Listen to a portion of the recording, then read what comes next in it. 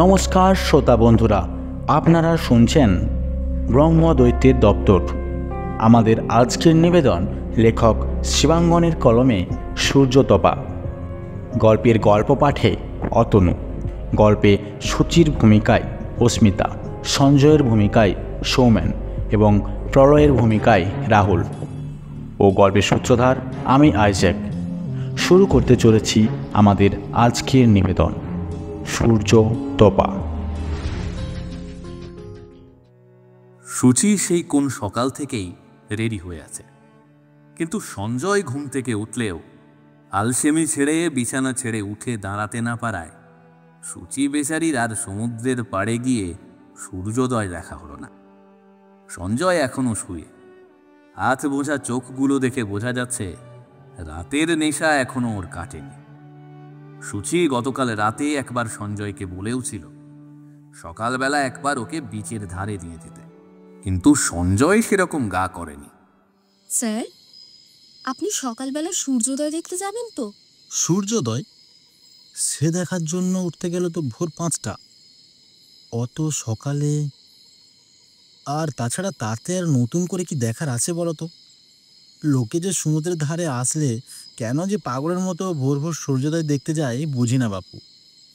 আমি তো এত সকালে ঘুম থেকেও উঠতে পারি না। এ বাবা, আপনি 5টার সময় ঘুম থেকে উঠতে পারবেন না? আমি যে কত আশা নিয়ে এসেছিলাম, এইটুকুই আমি না, মানে আসলে আমার নিজের জন্য আর কি। যত সব রাবিশ মিডল ক্লাস সেন্টিমেন্ট, এইসব সেন্টিমেন্টগুলো ছাড়তে পারে না বলেই এই মেয়েগুলোর জীবনে কিচ্ছু হয় না, সারা জীবন বিক্রি হয়ে রয়ে যায়। পাশ ফিরে শুয়ে ঘুমিয়ে পড়েছিল সঞ্জয় সেন, কিন্তু আত পৌরে মধ্যবিত্ত বাড়ির সুচি জানে ভোর 5টায় ওর মায়ের সংসারের প্রায় অনেকটা কাজ সেরে উনুনে আঁচ দেওয়া হয়ে যায়। ওর বাবার চায়ের দোকানে গরম চায়ের ডেকচিতে প্রথম ফুট ধরে যায় ওই সময় নাগাদ। হয়তো বাড়িতে থাকলে এতটা ভোরে ওকে বিছানা ছেড়ে উঠতে হয় না, সেটা ঠিকই, কিন্তু ব্যাপারগুলো ওর পরিচিত।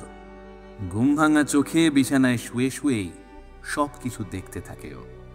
আসলে ছোটবেলার পড়াশোনা করার অভ্যাসটা আজও রয়ে গেছে সুচির মধ্যে। তাই সময় সুযোগে ভোর ভোর বিছানা থেকে উঠে পড়ার জন্য বিশেষ গড়িমসি সুচির নেই। আর বাইরে বেড়াতে এসে তো একেবারেই নয়। কিন্তু এত বড় একটা মাল্টিন্যাশনাল কোম্পানির ভাইস প্রেসিডেন্টের কাছে সকাল হয় একটু বেলা করেই। মোটামুটি ঘড়ির কাঁটা 9টা না ছুলে সাহেব বিছানা থেকে উঠতে পারেন না।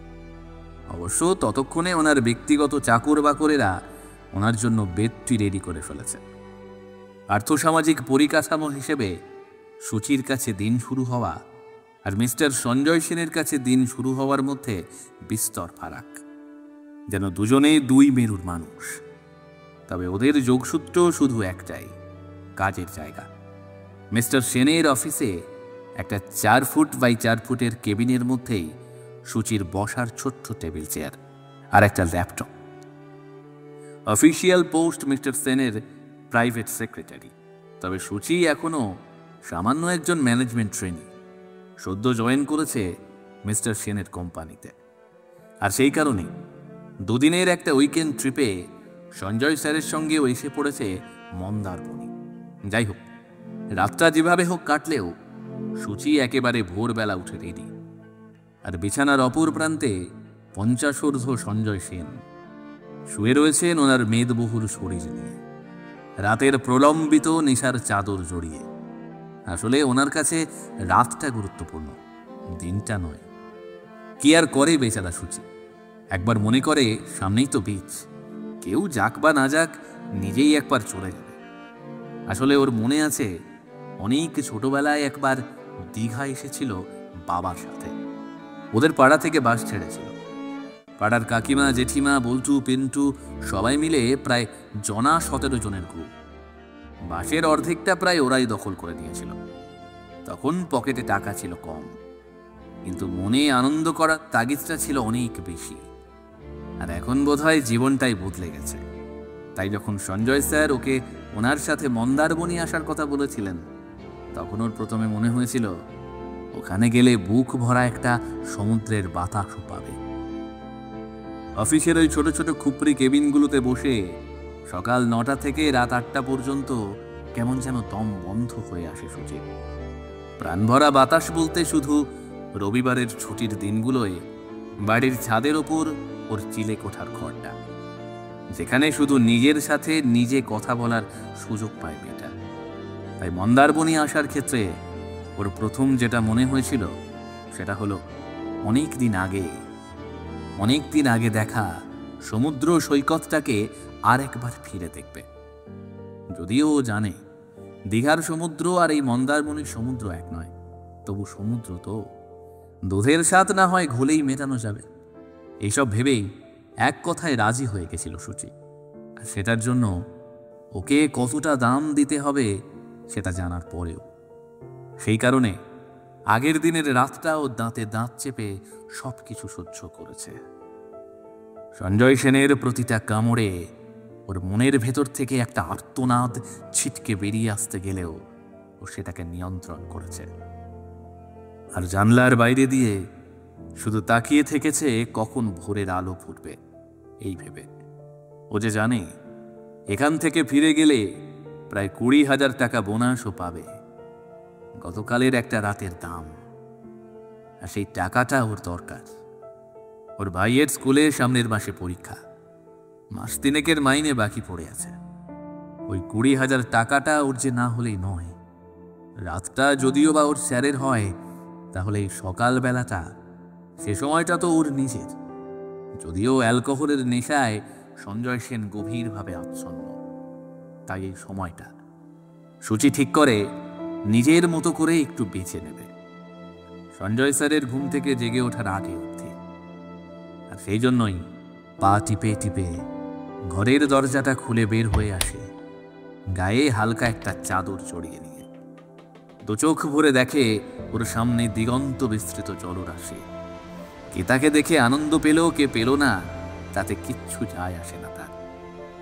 কেউ আসুক বা না আসুক, সমুদ্র বয়েই চলেছে। একটার পর একটা ঢেউ এসে আছড়ে পড়ছে পাড়ে, আর তারপর নিজেই কোথায় হারিয়ে যাচ্ছে। মনের ভিতরে একটু ভয় ভয় করলেও সেটাকে বিশেষ পাত্তা না দিয়ে সুচি এগিয়ে যায় সমুদ্রের আরো কাছে। এদিকে সূর্যোদয় দেখার জন্য হাতে গোনা কিছু মানুষ এসে জড়ো হয়েছে মন্দারমণির সমুদ্রের ধারে। আর সেসবের দিকে না তাকিয়ে ভিজে নরম বালির উপর দিয়ে এগিয়ে চলে সুচি। ভিজে বালির প্রথম স্পর্শে একবার যেন কেঁপে ওঠে ওর সারা শরীরটা। পায়ের বেশ কিছুটা ভিজিয়ে সুচি দাঁড়িয়ে থাকে আর অপেক্ষা করতে থাকে নতুন ভোরের। পূর্ব দিকের আকাশে তখন হালকা আলোর ছটা ফুটে উঠেছে। সূর্যদেব উঠছেন একটা নতুন দিনের শুরু নিয়ে, একটা নতুন আশার আশ্বাস নিয়ে। আমারও পরানো যাহা চাই, তুমি তাই, তুমি তাই গো। বাহ, তোমার গানের গলাটা তো বেশ ভালো। থামলে কেন? কন্টিনিউ করো। এই পরিবেশে খুব ভালোই লাগছে। গান গাওয়া ব্যাপারটা সম্পূর্ণভাবেই সুচির নিজের। হয়তো নিজের খেয়ালেই কখনো গেয়ে উঠেছিল, কিন্তু পাশ থেকে কেউ যে সেটা শুনতে পারে সেটাও বিন্দু মাত্র ভাবেনি। তাই হঠাৎ করে ওর গাওয়া গানটা অন্য কেউ শুনছে, সেটা শুনে একেবারে থমকে যায় ও। না, মানে আমি একরকম এমনই। আরে সে তো ঠিকই আছে, কে আর এই পরিস্থিতিতে কার্যকরণ মিলিয়ে গান করে? গান গাইতে ভালো লাগলে গান করে, ব্যাস মিটে গেল। আপনার গান গাইতে ভালো লাগছিল তাই আপনি গেয়েছেন, এতে কাউকে কৈফিয়ত দেওয়ার কি আছে? ভদ্রলোকের কথাটা কিছুক্ষণ শুনে কিছু একটা ভাবে সুচি, তারপর বলে, হ্যাঁ, তা যা বলেছেন। আসলে এখন পরিবেশটাই সেই রকম, মনটা কেমন ভালো করে দেয়। আসলে কি জানেন তো, এই সময়টাকে বলে ব্রহ্ম মুহূর্ত। সব ঋষিমুনিরা সূর্যোদয়ের আগের এই সময় তপস্যা কাজে রত হন। সেই জন্য এই সময়টার একটা নির্দিষ্ট ভাইব্রেশন আছে। প্লিজ আমাকে আপনি আপনি বলবেন না, আমি আপনার থেকে বয়সে অনেকখানি ছোট। আমাকে আপনি তুমি করেই ডাকতে পারেন, আমার ভালো লাগবে। আচ্ছা ঠিক আছে, তবে যে কথা বলছিলাম, জানো তো এই ব্রহ্ম মুহূর্তের একটা আলাদা অনুভূতি আছে। তুমি যদি খুব মন দিয়ে শোনো তাহলেই সেটা অনুভব করতে পারবে, তবে কান দিয়ে নয়, কিন্তু মন দিয়ে। বাহ, আপনি তো খুব সুন্দর কথা বলেন। তবে কি জানেন স্যার, আমরা নিপট ছাপোষা মধ্যবিত্ত ঘরের মেয়ে। আমরা শুধু আমাদের রোজের জীবনের ভালো লাগা আর খারাপ লাগাগুলোকে নিয়েই বেঁচে থাকি। এর বেশি কিছু আমাদের আর হয়ে ওঠে না। এই একটা এতক্ষণে খাঁটি কথা বলেছ, ভালো লাগা আর খারাপ লাগা। কিন্তু এই ভালো লাগা আর খারাপ লাগার মধ্যে একটা লম্বা জীবন আছে, জানো তো? যে জীবনটায় তোমাকে হয়তো এমন কিছু করতে হচ্ছে যেটা করতে তোমার ভালো লাগছে না, তাও করতে হচ্ছে। আবার মাঝে মাঝে তুমি এরকম পরিস্থিতিতেও পড়বে যখন কোনো কাজ তোমার ভীষণ করতে ভালো লাগবে, করতে ইচ্ছে করবে, কিন্তু পরিস্থিতির চাপে তুমি সেটা করে উঠতে পারবে না। বলতে পারো আমরা, মানে তোমার ভাষায় ওই ছাপোষা মধ্যবিত্ত বাঙালিরা এই মাঝের জীবনটাতেই আটকে পড়ে থেকে যায়। ভদ্রলোকের কথাটা শুনে কিছুক্ষণ খুব মন দিয়ে ভাবে সুচি। হয়তো ভদ্রলোক ওনার নিজের জীবনের অভিজ্ঞতা থেকেই কথাগুলো বলছেন, কিন্তু কথাগুলো যেন শাশ্বত সত্য। কথাগুলো সুচির জীবনের সঙ্গে একদম মিলে যাচ্ছে। সত্যিই তো, এই যে ও মন্দারমণি এসেছে, সেটা তো ওর একেবারেই ভালো লাগেনি, ইচ্ছার বিরুদ্ধেই এসেছে, কিন্তু তাও ওকে আসতে হয়েছে। ওই ভালো লাগা আর খারাপ লাগার মাঝের দোলাচলে ও কেমন যেন আটকে গেছে। কি ভাবছো ইয়াং লেডি? না, সেরকম কিছু না, ওই শুধু ভাবছিলাম আপনার কথাটা ভারী সুন্দর আর ভীষণভাবে সত্যিও। বলো কি হে, আমি সত্যি কথা বলেছি? এই কথা জানতে পারলে আমার চেনা মানুষের গণ্ডি তো ভিড়মি খাবে হে। কেন, আপনি আপনার চেনা পরিচিত গণ্ডিতে সত্যি কথা বলেন না বুঝি? তাই আপনার পরিচিতরা আপনি সত্যি কথা বলছেন জানলে অবাক হয়ে যাবে। এই আবার কি কথা? তা হয় নাকি? একদম ঠিক কথা বলেছ। আসলে এ ব্যাপারে আমি নিরুপায়, আমার পেশাটাই এরকম। কারণে অকারণে সত্যিকে মিথ্যে আর মিথ্যেকে সত্যি আমায় করে তুলতে হয়। যাকগে, আমার কথা বাদ দাও। তুমি একা এই বিচে কি করছো? এমনি সমুদ্রের ধারে তো খুব একটা আসা হয় না, তাই ভাবলাম একা একা গিয়ে সূর্যোদয়টা দেখে আসি। আবার না জানি কবে আসতে পারবো না পারবো। কেন, তোমার বাড়ি কোথায়? অনেক দূরে? না না, বাড়ি খুব দূরে নয়, এই কলকাতাতে বাগবাজার এলাকায়। তাহলে অসুবিধা কি? কলকাতা থেকে মন্দারমণি বড়জোর ঘন্টা 3-3.5 পথ। ইচ্ছে হলেই চলে আসা যায়।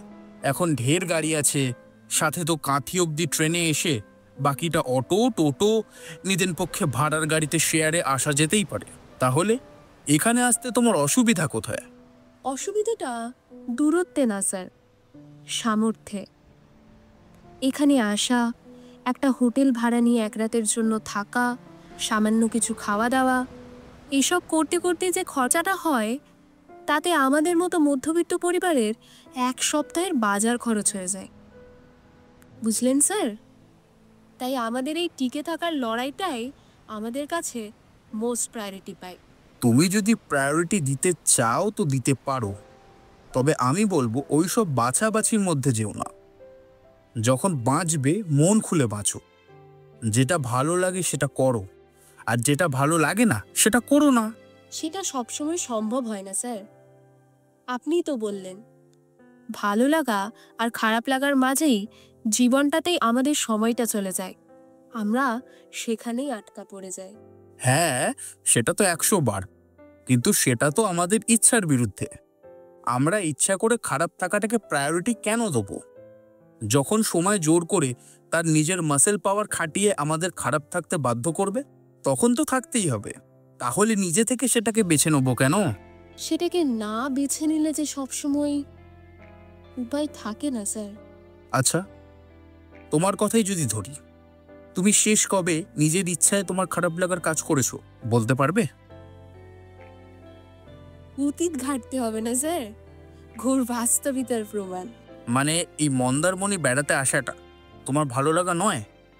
বাই দ্য ওয়ে, তুমি বেড়াতেই এসেছো তো, নাকি অন্য কোনো কাজে? কথাটার উত্তরটা দিতে গিয়ে সুচির গলাটা কেমন জড়িয়ে আসে। ও বুঝতে পারে না কি করে সত্যিটা ওনাকে বলবে। তারপর কিছু একটা ভেবে বলেই ফেলে, হ্যাঁ স্যার, বেড়াতে এসেছি এটা সত্যি, তবে আমার ইচ্ছে নয়, আর আমার নিজের আনন্দের জন্যও নয়। তবে হ্যাঁ, অন্য কারোর আনন্দের জন্যই এসছি অবশ্যই। আমি এক্ষেত্রে নিছক মাধ্যম মাত্র। সেটি কে? পুরুষসঙ্গী? বয়ফ্রেন্ড? না, আমার অফিসের বস। তবে স্যার, জানেন তো, যে টাকাটার জন্য আমার এখানে আসা, সেটা আমার খুব দরকার। আর এই টাকাটার জন্যই আমি আজ নিজেকেও বাজি লাগিয়ে দিয়েছি। তোমাদের মতো মেয়েরা তোমাদের এই দরকারগুলোকে জাস্টিফাই করবার জন্য সমাজের কত বড় ক্ষতি করছো তুমি কি জানো? জানি, কিন্তু আমার প্রয়োজনটা আমার কাছে সব থেকে বেশি গুরুত্বপূর্ণ। আপনি যেটা ভাবছেন সেটা নয়। আমার ভাইয়ের স্কুলের কয়েক মাসের ফিস বাকি পড়ে গেছে, সামনে ওর পরীক্ষা, তাই স্কুলে ওর মাইনেটা জমা না করলেই নয়। তোমার কথা আমি বিশ্বাস করব কি করে? তুমি যে সম্পূর্ণ মিথ্যে কথা বা বানিয়ে বলছো না, তার প্রমাণ কি আছে? প্রমাণ? না, কোনো প্রমাণ আমার কাছে নেই। তবে আপনাকে যে বিশ্বাস করে এতটা কথা বললাম, সেটাই বোধহয় প্রমাণ। এরপর বিশ্বাস করা বা না করাটা আপনার ব্যাপার। আর আপনি একটু আগেই বললেন না, এই সময়টাকে বলে ব্রহ্ম মুহূর্ত। তো এই ব্রহ্ম মুহূর্তে দাঁড়িয়ে আমি কি মিথ্যে কথা বলবো? না, তাও গরিব মানুষেরা এত সহজে মিথ্যে কথা বলে না স্যার। আর বিশেষ করে সেখানে যেখানে বিশ্বাস করা বা না করাই তার কোনো ব্যক্তিগত স্বার্থই নেই। সুচির কথাটা শুনে ভদ্রলোক কিছুক্ষণ চুপ করে ওর দিকে তাকিয়ে থাকেন। এতক্ষণ ভদ্রলোক সোজা সামনের অতল সমুদ্রের দিকে তাকিয়ে কথা বলছিলেন। এই প্রথমবার ভদ্রলোক ওর মুখের দিকে সরাসরি তাকিয়ে দেখলেন।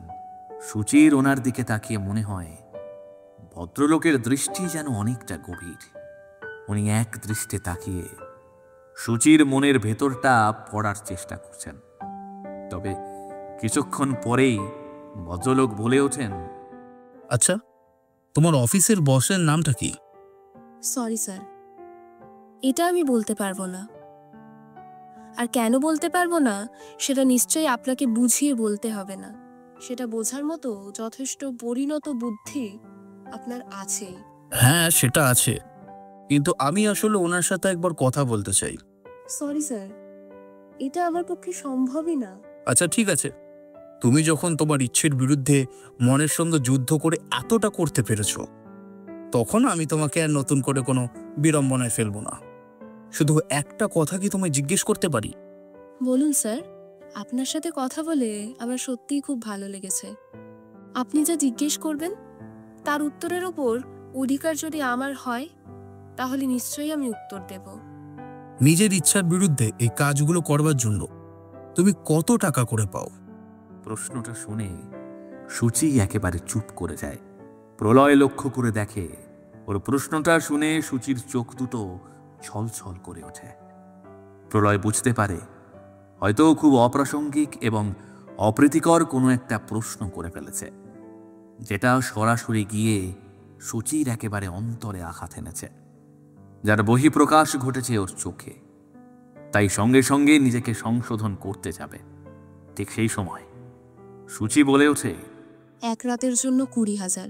আর আমার রাতের পারফরমেন্স স্যার যদি খুশি হন, তাহলে সামনের বছর একটা প্রমোশন হয়তো দিতে পারেন। এবার আর কিছু বলে না প্রলয়। চুপচাপ শুনতে থাকে সূচির কথা। আর ওদিকে সূচি তখন ওর কান্না ভেজা কণ্ঠে বলে চলেছে, জানেন তো স্যার, আমি নিজেকে জাস্টিফাই করছি না। আমি যে কথাটা বলছি সেটা শুধু আমার কথা নয়, আমার মতো এরকম হাজার হাজার মেয়েদের কথা, যারা রোজ সকালে হাওড়া স্টেশনের ভিড়ের স্রোতে মিলিয়ে গিয়ে কলকাতা শহরে আসে নিজের পায়ে দাঁড়ানোর ইচ্ছা নিয়ে।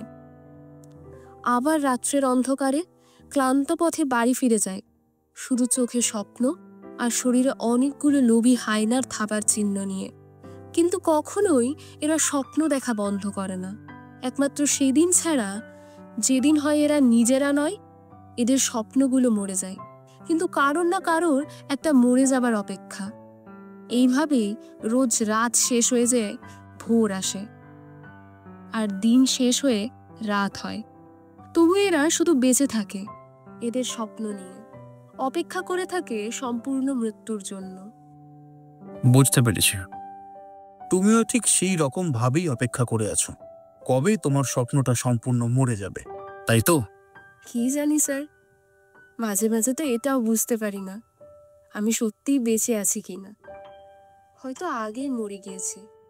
তুমি তোমার স্বপ্নটা সত্যি করার জন্য অন্য কোনো পথ কখনো ভেবে দেখোনি? শুধু ভেবে দেখা না স্যার, পথে চলতে শুরু করেও দেখেছি।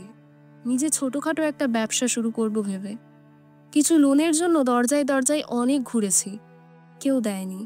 আর দেওয়ার পরিবর্তে কাঙ্ক্ষিত আর অনাকাঙ্ক্ষিত যা যা চেয়েছে সেগুলো দেওয়ার থেকে ব্যবসার পরিকল্পনাটা ছেড়ে দেওয়াই আমার কাছে সহজ ছিল।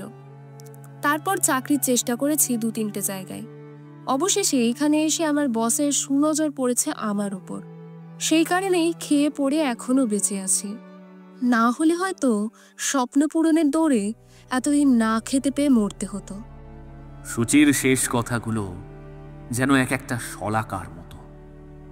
কোথাও না কোথাও সূচির ভিতরের সূচিটা যে বেশ বেপরোয়া হয়ে উঠেছে, বলা ভালো আজকের সমাজ ওকে বেপরোয়া করে তুলেছে, সেটা বেশ বুঝতে পারে প্রলয়।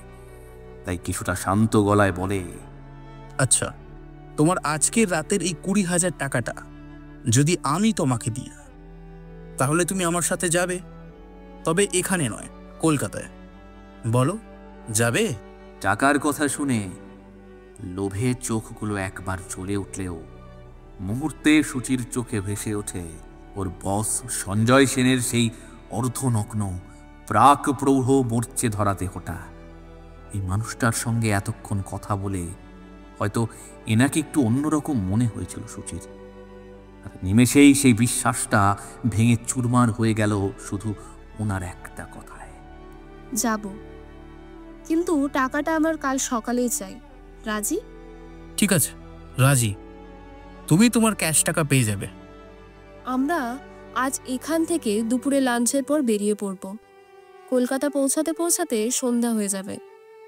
তারপর আমি আপনাকে ফোন করে নেব, কখন কোথায় যেতে হবে তখন কথা হবে। আর কলকাতা পৌঁছে গেলে আমার বস আমার খোঁজও নেবে না, তাই আমি মুক্ত।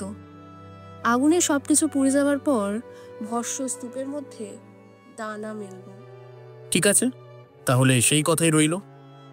আমি সন্ধ্যার দিকে তোমার ফোনের অপেক্ষায় থাকবো। কথাটা বলে একটা কাগজের টুকরোতে একটা ফোন নম্বর লিখে সূচির দিকে এগিয়ে ধরে প্রলয়। আর সেটা হাতে নিয়ে মনটা টুকরে কেঁদে উঠতে চায় ওর। যদিও বুকের ভেতরটা কষ্টে ফেটে যায় সূচির, তবুও মুখে একটা কৃত্রিম হাসি ফুটিয়ে ও এবার হাঁটা দেয় ওদের কটেজের দিকে। ও জানে ওর বসের ঘুম ভাঙলে ব্রেকফাস্টের পর আবার এক প্রস্থ ওকে প্রয়োজন হবে মিস্টার সঞ্জয় সেনের। আর যে সূর্যোদয় দেখার উদ্দেশ্যে ও এসেছিল সেটা হয়ে গেছে। এখন ভোরের ঠান্ডা হাওয়াটা কেমন যেন বিরক্তিকর মনে হতে শুরু হয়েছে সূচির। আবার ধীরে ধীরে সঞ্জয় সেনের ঘামের সেই বোটকা গন্ধটা ওর নাকের চারপাশে জমাট বাঁধতে শুরু করেছে। ও বুঝতে পারে ভালো লাগা আর খারাপ লাগার মাঝে সেই জীবন যুদ্ধটা আবারও শুরু হতে চলেছে ওর জন্য। তবে রাতের মতো এবার আর সকাল হবার তাগিদ নেই, হয়তো এবার প্রতীক্ষা এই সব কিছুর শেষ হওয়ার। হেঁটে আসার পথে একবার পিছন ফিরে দেখে প্রলয় তখনও নিচু হয়ে বালির ওপর বসে সমুদ্রের ভিজে বালির ওপর আঙুল দিয়ে কিছু একটা লিখছে, তবে এখন ভাটা। ধীরে ধীরে সমুদ্রের জল পিছিয়ে গেছে অনেকটা, ঠিক যেমন করে সূচির জীবন থেকে ওর ভালো লাগাগুলো এক এক করে পিছিয়ে যাচ্ছে। তবু মনের শান্তি শুধু একটাই, বেশ কিছু টাকা নিয়ে ও বাড়ি ফিরতে পারবে, যা দিয়ে ও কিনে নিতে পারবে অনেকটা সুখের বসত। এইসব সুচি, তোমার জন্য অপেক্ষা করে আছি। প্রলয়ের দেওয়া চিরকুটের নম্বরে সূচি ফোন করেছিল সন্ধ্যে 7টা নাগাদ। ওকে সঞ্জয় সেন গাড়ি থেকে নামিয়ে দিয়েছেন কোনো এক্সপ্রেসওয়ের ক্রসিংয়ে। আর সূচির ব্যাপারে কোনো আগ্রহ সঞ্জয় সেন দেখাবেন না সেটা সূচি জানে। তবে সকালবেলার দিকটা স্যার একটু বেশি বাড়াবাড়ি করে ফেলায় সূচির সারা শরীরে একটা আড়ষ্টতা ওকে ঘিরে রেখেছে। মন কিছুতেই সায় দিচ্ছিল না প্রলয়কে ফোন করতে, কিন্তু এক্ষেত্রে কথার খেলাপ করা যায় না। তাই শত কষ্ট মেনে নিয়েও সূচি ফোন করে প্রলয়কে ওর দেওয়া কার্ডের নম্বরে।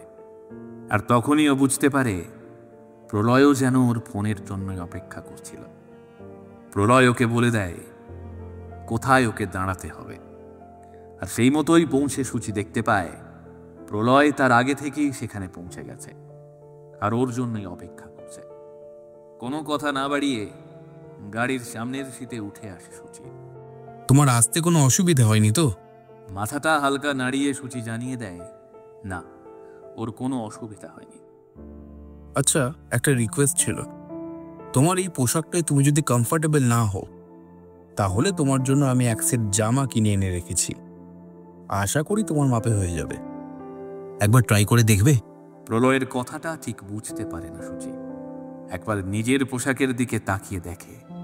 সাধারণত ওর এই সময়ের পোশাকগুলো খুব একটা স্বাচ্ছন্দ্যপূর্ণ না হলেও রাতে এই পোশাকগুলোই ওর বস পছন্দ করেন। সূচি বুঝতে পারে না, তবে কি এই লোকটার পছন্দ অন্য কিছু? না না, আমি এটাতেই কমফোর্টেবল, কিন্তু যদি আপনার কোনো অসুবিধা হয় তাহলে। আরে তুমি একবার দেখোই তো, আমি তোমার জন্য যেটা কিনেছি সেটা তোমার পছন্দ হয় কিনা। যদি না হয় তাহলে পড়বে না, তাহলেই তো মিটে গেল, তাই না? পেছনে সিটেই আছে। তবে কি এই লোকটার পছন্দ অন্য কিছু? হাত বাড়িয়ে পিছনের সিট থেকে একটা বড় কাপড়ের প্যাকেট পায় সূচি, আর সেটা খুলে দেখতেই ওর মনটা আনন্দে ভরে ওঠে। খুব সুন্দর জরির কাজ করা একটা চুড়িদার। এরকম ধরনের চুড়িদার ওর বহুদিনের ইচ্ছা, কিন্তু ওই সাধ আর সামর্থ্যের টানা পড়ে নে কোনো দিনও নিজের জন্য এত দামি জামা কাপড় কিনে উঠতে পারেনি বেচারা। বাহ, এটা তো ভারী সুন্দর দেখতে, কিন্তু এটা অনেক দামি তো, তুমি দাম নিয়ে ভেবো না। আর এটার দাম যতই হোক সেটা তোমার 20,000-এর মধ্যে ধরবো না। এটা আমার তরফ থেকে তোমার জন্য উপহার। কিন্তু আপনার দেওয়া উপহার আমি নেব কেন? আপনি আমাকে যে কাজের জন্য এনেছেন সেটার জন্য আমার যে টাকা পাওনা হয় সেটা পেলেই আমি খুশি। টাকা দিয়ে কি সবকিছু হয় সুচি? তোমাকে তো আমি সকালে বললাম, আমার কাছে টাকার থেকেও জীবনের ভালো লাগা, খারাপ লাগাগুলোর মূল্য অনেক বেশি। আমি ভাবলাম এই উপহারটা পেলে তোমার ভালো লাগবে, তাই নিয়ে এলাম। স্যার, আপনার সঠিক উদ্দেশ্যটা ঠিক কি বলুন তো? প্লিজ এখনো স্যার বলে ডেকো না, এখন থেকে আমরা বন্ধু। স্যার ডাকটায় আমার নিজেরও কেমন একটা অস্বস্তি হয়। আচ্ছা, তুমি সকালে বলছিলে তুমি নাকি নিজের মতো করে কোনো ব্যবসা করার জন্য লোনের অ্যাপ্লাই করেছিলে। কিসের ব্যবসা ছিল সেটা? কিসের আবার? ওই টুকটাক মেয়েদের হাতে তৈরি গহনা, কানের দুলের সেট, এইসবই। এই কম পুঁজিতে এর বেশি আর কি হবে বলুন দেখি? আচ্ছা, তোমাকে যদি আমি একটা ব্যবসার অফার দিই, তুমি করবে? অফার? কিসের অফার? দেখো, তোমাকে তো বলেইছিলাম আমার পেশাটা একটু ভিন্ন। মিথ্যেকে সত্যি আর সত্যিকে মিথ্যে করাই আমার কাজ। তাই বাস্তবিক জীবনের রূপ, রস, গন্ধ থেকে আমি বহু যোজন দূরে। তবে আমার বাবা খুব কষ্ট করে আমাকে বড় করেছেন, লেখাপড়া শিখিয়েছেন। দীর্ঘদিন বিদেশে কাজ করে এই গত বছর আমি ভারতে ফিরেছি। আমি যা উপার্জন করি তাতে আমার আর আমার পরিবার মোটামুটি চলে যায়। কিন্তু আমার বাবার একটা ছোটখাটো ব্যবসা ছিল, বলতে পারো সেই ব্যবসাটা ছিল বলেই আমরা আজও খেয়ে পড়ে বেঁচে আছি। আমি চাই সেই ব্যবসাটা আবার করে শুরু করতে। না, টাকা পয়সা আমার কিচ্ছু লাগবে না, তবে তুমি যদি সেই ব্যবসাটার দায়িত্ব নাও তবে আমার খুব ভালো হয়। যা প্রফিট হবে সবই তোমার। মানে ব্যবসা? কিসের ব্যবসা? তুমি রঞ্জনা শাড়িঘরের নাম শুনেছো? হ্যাঁ, অবশ্যই। আমাদের ছোটবেলায় আমরা মায়ের জন্য শাড়ি তো ওখান থেকেই কিনে আনতাম। এমনকি আমাদের জামা কাপড়ও খুব বড় দোকান ছিল, একদম বাগবাজারের মোড়ে। কিন্তু কেন জানি না হঠাৎ করে দোকানটা বন্ধ হয়ে গেল, জানেন? সেটাই, বাবার শরীর খারাপ আর আমার বিদেশে চলে যাওয়া, দোকানটা সামলানোর কেউ লোক নেই বলে দোকানটা বন্ধ করে রাখতে হয়। তবে এবার ভাবছি দোকানটা আবার চালু করব। তুমি যদি আসলে সকালে তুমি যখন বললে তোমার বাড়ি বাগবাজার এলাকাতেই, তখনই আমার তোমার কথা মনে হলো। বাড়ি থেকে যাতায়াত করতে তোমার অসুবিধে হবে না, কি বলো? না মানে আপনার বাড়িতে? দেখো, আমার বাড়িতে সদস্য বলতে আমার বাবা, আমার স্ত্রী আর আমার ছেলে। ওদের সাথে আমি কথা বলে নিয়েছি। তোমার কথা শুনে ওরা সকলেই খুব খুশি হয়েছে। তবে তোমার যদি কাজটা করতে ভালো লাগে তবেই আমি এগোবো, না হলে। প্রায় মিনিট খানেক সময় সুচি চুপ করে থাকে, একটা কথার উত্তর দিতে পারে না। শুধু ওর চোখ দিয়ে একটু জলের সরু রেখা ওর চড়া মেকআপ করা গাল বেয়ে নেমে আসে। সেটা প্রলয় লক্ষ্য করলেও কিছু বলে না। আর কিছুক্ষণের মধ্যে দিয়ে প্রলয়ের গাড়িটা হাওড়া ব্রিজে ওঠে। রাতের আলো ঝলমল হাওড়া ব্রিজের একটা একটা করে আলো পিছন দিকে সরে যেতে থাকে বিদ্যুতের গতিতে। তবে সকালে সমুদ্রের পিছনে সরে যাওয়ার ঢেউগুলোর থেকে এই সরে যাওয়াটা আলাদা। ওই ঢেউগুলো যেন সুচির চোখে চোখ রেখে তাকাতে পারেনি বলে ভয়ে পিছিয়ে গিয়েছিল। আর এখন হাওড়া ব্রিজের আলোগুলো নিজেরা পিছিয়ে গিয়ে সুচিকে এগিয়ে দিচ্ছে জীবনের সামনের ধাপটায়। এটাই জীবন, এটাই জীবনের পথ চলা। কি সুচি, তুমি বললে না তো তুমি রাজি তো? জানো তো, রঞ্জনা আমার মায়ের নাম। বাবা অনেক শখ করে মায়ের নামে ওই শাড়ির আউটলেটটা খুলেছিলেন, কিন্তু সেটা বন্ধ পড়ে থাকায় বাবারও মনটা খারাপ হয়। উনি চেয়েছিলেন আমি নিজে দোকানটা সামলাই, আর আমি সেটা না করে বাইরে পড়াশুনো করতে চলে গেলে বাবা মনে মনে একটা গভীর আঘাত পেয়েছিলেন। অবশ্য তার জন্য আমাকে উনি কোনোদিনই কোনো অভিযোগ করেননি, কিন্তু ওনার মনের শূন্যতাটা আমি বুঝতে পারি। আর পারি বলেই তোমাকে অনুরোধ করছি, যদি তুমি শাড়ি ঘরের দায়িত্বটা নাও তাহলে আমি অন্তত বাবার কাছে আমার মাথা উঁচু করে দাঁড়াতে পারবো। অবশ্য সেটা কোনো জোর করে চাপিয়ে দেবার ব্যাপার না। যদি তোমার কাজটা করতে ভালো লাগে তাহলে, মনের ইচ্ছার বিরুদ্ধে গিয়ে নয়। জানেন স্যার, গতকাল রাতে যখন আমি মন্দারমণির ওই কটেজের বিছানায় শুয়েছিলাম, তখন আমি বারবার কাঁচের জানলাটা দিয়ে বাইরে তাকিয়ে দেখছিলাম আর আশায় বুক বাঁধছিলাম কখন রাতের অন্ধকারটা কেটে গিয়ে ভোর হবে আর আমি সূর্যোদয় দেখতে যাব। আর তারপরেই তো আমার সাথে আপনার দেখা হয়ে গেল। তবে জানেন তো, এখন আমি উপলব্ধি করতে পারছি বেশ সত্যিই সেই ব্রহ্ম মুহূর্তের অনুভূতিগুলো।